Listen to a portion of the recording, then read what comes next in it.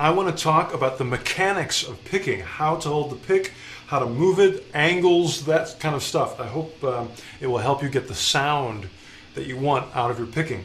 When I first started playing guitar, I held it almost backwards to how I hold it now. I used to hold it with 2 fingers and my thumb, and in order to get a good angle on the string, which you need for it to go over quickly, I would sort of angle it back like that. And it sounded good, but it started to hurt my thumb because it was pushing the thumb back into my hand. So after 8 years of that, I completely turned it around and decided to hold it on the side of my first finger.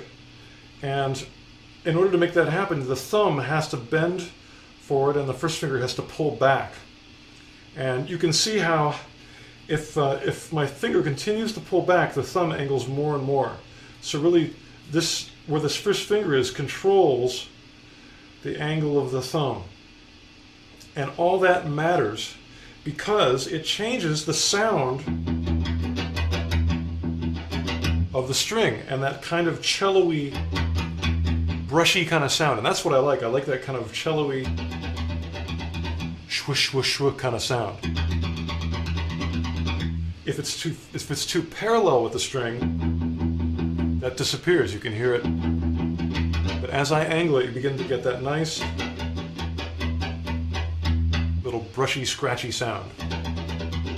And if I have any advice for most people when it comes to picking, it has to do with the tone of the string. And if you just use your ears, the ears are just as important as your fingers, to just slightly change that angle until it really sounds good, it really sounds like a good tone.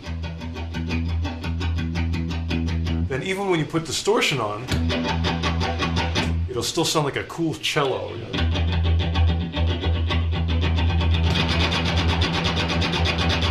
Obviously I'm not picking hard, but with a lot of distortion, if you pick hard, it just gets messy. And we want this to be nice and clean and controlled. The next thing is to be able to control your accents.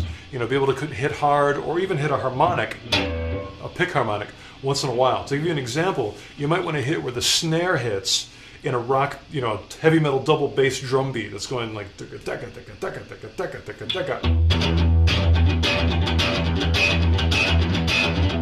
I'm trying to accent where that snare drum would be.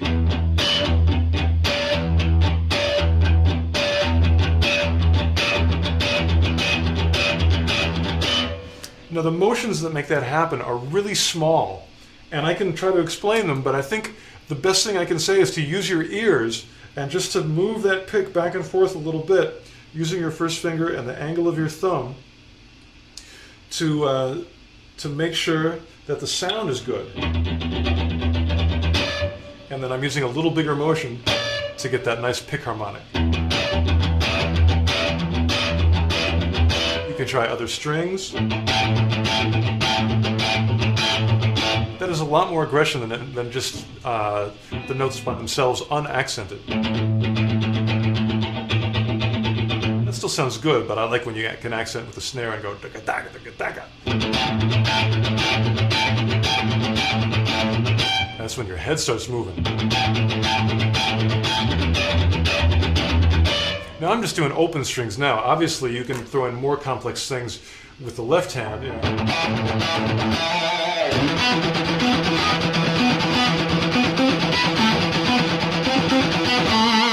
It's all alternate picking.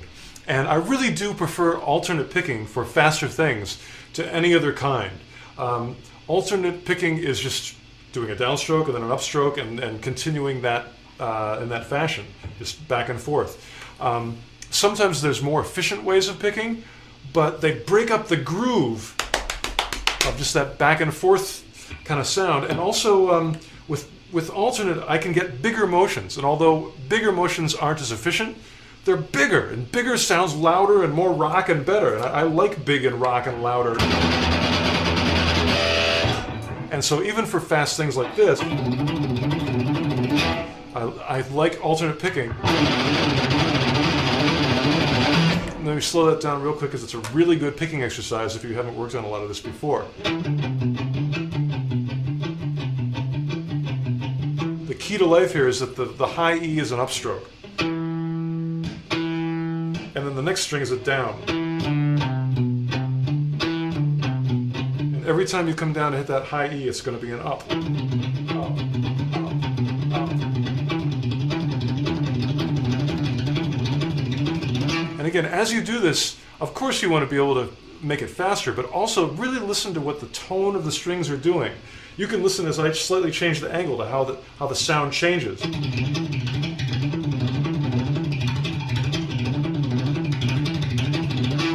And especially when you start adding distortion, that little, the little scratchy sound really sounds good.